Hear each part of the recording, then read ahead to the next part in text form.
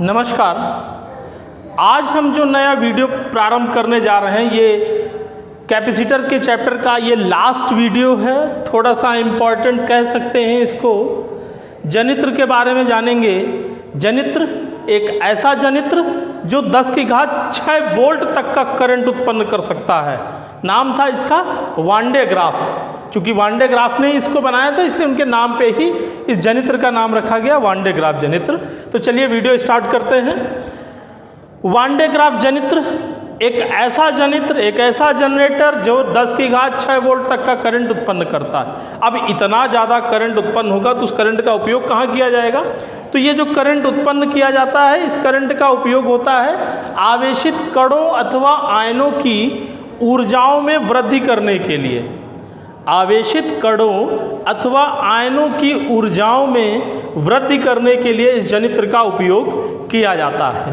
सबसे पहले हम इसकी संरचना जानते हैं कि इसकी संरचना क्या है, उसके बारे में बात करते हैं। इसमें दो अचालक स्तंभ, दो पिलर, अचालक स्तंभ ए और बी, अचालक है डैश डैश करके दर्शाया गया है, एक जगह फिक्स कर दिए जाते हैं।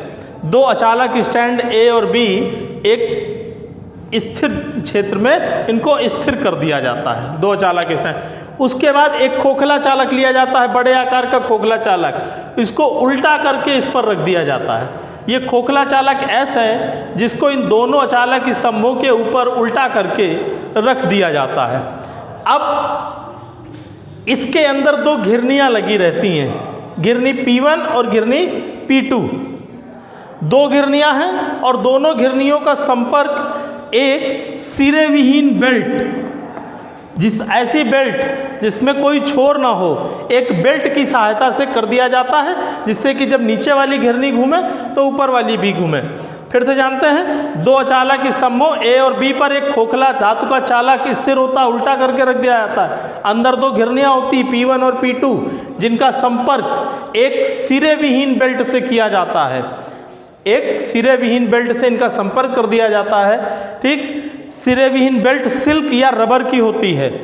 नीचे की ओर एक कंघी C1 लगी होती है और एक कंघी ऊपर की ओर C2 लगी होती है।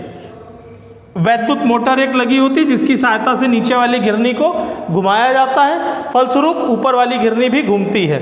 एक डीसी करंट देते हैं, दिष्ट धारा जनित्र से करंट देते हैं, 10 की घात 4 वोल्ट तक का करंट देते हैं। तो ये तो थी इसकी संरचना।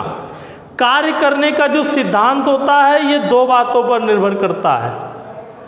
तो पहले जानते हैं वान डे ग्राफ है क्या। वान डे ग्राफ जनित्र एक स्थिर वैद्युत जनित्र है, इसको कहीं खिसकाया नहीं जा सकता। सामान्य जनरेटर की भांति जैसे उसको एक स्थान से दूसरे स्थान तक ले जा सकते हैं, इसको हम कहीं भी ले नहीं जा सकते, एक ही जगह रखते हैं। तो वान डे ग्राफ जनित्र एक स्थिर वैद्युत जनित्र है जिसकी सहायता से बहुत उच्च विभवांतर लगभग 10 की घात 6 वोल्ट तक का उत्पन्न किया जा सकता है। 10 लाख वोल्ट तक का करंट उत्पन्न किया जा सकता है। अभी इतने बड़े करंट का उपयोग आवेशित कणों अथवा आयनों की ऊर्जाओं में वृद्धि करने के लिए किया जाता है।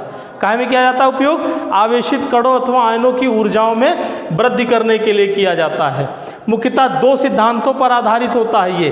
पहला सिद्धांत क्या है? किसी खोखले चालक का संपूर्ण आवेश उसके बाहरी पृष्ठ पर होता है। किसी खोखले चालक का संपूर्ण आवेश इसके बाहरी पृष्ठ पर होता है।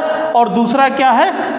दूसरा है किसी चालक से वायु में वैद्युत विसर्जन नुकीले सिरे से प्रारंभ होता है। इन्हीं दो सिद्धांतों पर ये वान डे ग्राफ जनित्र कार्य करता है। देखते हैं कैसे कार्य करता है। सबसे पहले वैद्युत मोटर को स्टार्ट कर दिया जाता है और ये कंघी C1 जिसका संपर्क 10 की घात 4 वोल्ट के करंट से किया गया है, जब इसको डीसी करंट दिया जाता है तो कंघी में उपस्थित धनायन प्रतिकर्षण के कारण बेल्ट पर चले जाते हैं। धनायन प्रतिकर्षण के कारण कंघी C1 से निकलकर बेल्ट में चले जाते हैं। ये दूसरा पॉइंट इसको टैली करता है। चालक से वायु में वैद्युत विसर्जन नुकीले सिरे से, कंघी के सिरे नुकीले हैं, प्रतिकर्षण के कारण धनायन बेल्ट पे चला गया।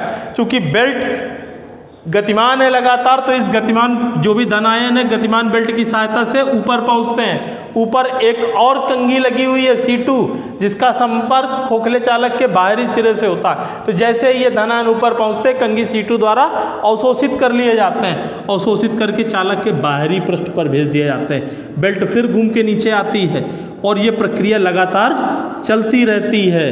इस प्रकार लगातार कंघी C2 से अवशोषित धनायन चालक के बाहरी सिरे पर पहुंचते रहते हैं। फलस्वरूप एक बहुत बड़ा आवेश एकत्रित हो जाता है चालक के बाहरी सिरे पर। आवेश से जो विभवांतर उत्पन्न होता है, इस विभवांतर का उपयोग आवेशित कण, प्रोटॉन, इलेक्ट्रॉन, इनकी ऊर्जाओं में वृद्धि करने के लिए किया जाता है। फिर से समझते हैं, वान डे ग्राफ क्या है? एक स्थिर वैद्युत जनित्र है जिसकी सहायता से बहुत उच्च विभव लगभग 10 लाख वोल्ट तक उत्पन्न किया जा सकता है। मुख्यतः 2 सिद्धांतों पर कार्य करता है। पहला सिद्धांत है खोखले चालक का संपूर्ण आवेश उसके बाहरी पृष्ठ पर होता है। दूसरा है किसी चालक से वायु में वैद्युत विसर्जन सदैव नुकीले सिरे से प्रारंभ होता है। इन दोनों सिद्धांतों के आधार पर यह कार्य करता है और इसकी सहायता से बहुत उच्च विभव उत्पन्न किया जा सकता है। तो ये था लेसन 4 कैपेसिटर एंड डाइलेक्ट्रिक। सारे वीडियोस आपको प्लेलिस्ट में आसानी से मिल जाएंगे। एक एक को पढ़िए, एक एक को समझिए। डाउट सेशन इसके बाद चलाएंगे। डाउट सेशन में जो भी आपकी समस्याएं हैं उसको दूर कीजिएगा। धन्यवाद।